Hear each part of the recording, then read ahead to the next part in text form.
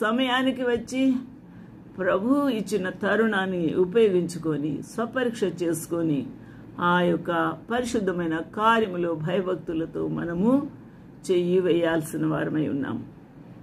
కాబట్టి ఈ లోకములో నుండి యేసుక్రీస్తు ప్రభు తిరిగి తండ్రి వద్దకు వెళ్ళవలసిన గడి వచ్చింది.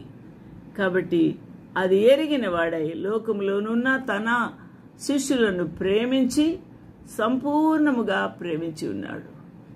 కాబట్టి ఆ పని చేసిన తర్వాత యేసుక్రీస్తు ప్రభు తన యొక్క శిష్యుల పాదములను కడిగి వారిని సత్కరించి అభినందించి వారిని అభిషేకించి ఉంటున్నాడు.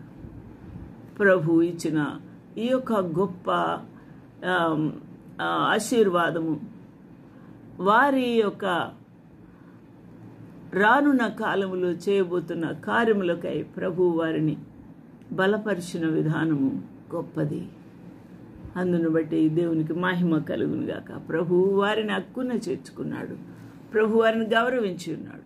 ప్రభు వారిని మరి సుందరమైన ఆ సువార్త పరిచర్య చేయు పాదములుగా అభివర్ణించి తన యొక్క విధేయత ద్వారా తాను వంగి వారి యొక్క పాదములు కడిగి తన యొక్క తువాలుతో తుడిచి ఆ యొక్క శిష్యులను అభినందించిన విధానం దేవునికి మహిమ కలుగునుగాక.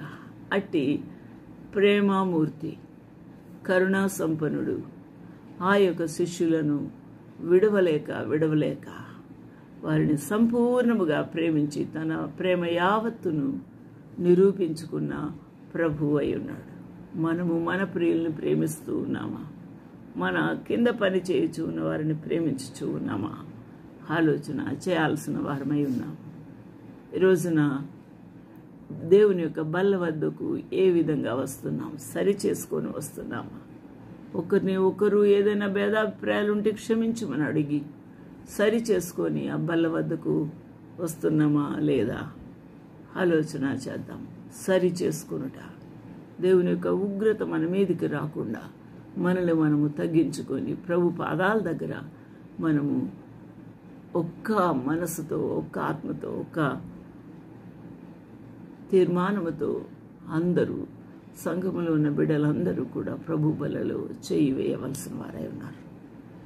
అట్టి దేవుని యొక్క భయము, భక్తి, పరిశుద్ధత, పవిత్రత, ఐక్యత మనందరికీ ప్రభు అనుగ్రహించి ముందుకు నడిపించునుగాక. ఆమేన్.